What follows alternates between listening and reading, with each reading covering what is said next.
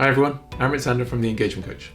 Welcome to part 3 in our series of videos looking at improving productivity at work. So in video 1 we talked about identifying areas of opportunity.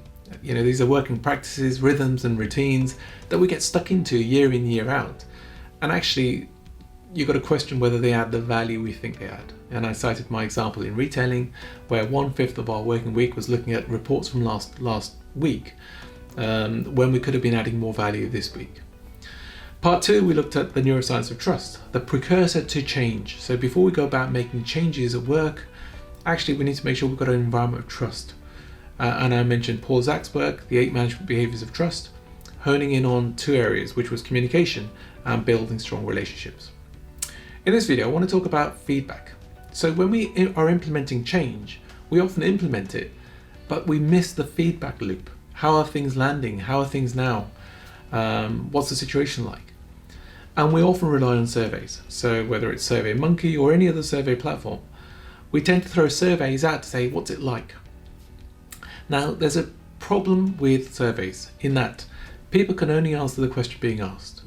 You could have verbatim comments, but again, you're reliant on how well people are able to articulate themselves. And we know what happens with email communication. Sometimes it can be misconstrued and misinterpreted. So written communication or certainly surveys are limited in the feedback they can give you. I'm not saying that they're of no value, but actually if we truly want to know how people feel, we would go and ask them. And the reason we do surveys is because it's easy for us analysing the data, but actually holding focus groups where you could really get to the heart of how people feel and holding them in a scientific fashion. I'm not talking about a flip chart capturing comments of what people are saying. I'm saying capturing feedback in a very scientific manner that you can make this qualitative data that is hard to argue against. So going back, getting feedback is critical. So when you're making changes, either before, during or after, understanding the impact. That's critical.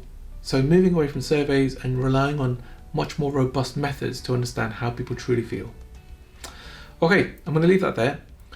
We'll come back and finish off the series of videos to see how we can then move forward from this environment. So having identified areas of focus, looking at environments of trust, creating feedback loops.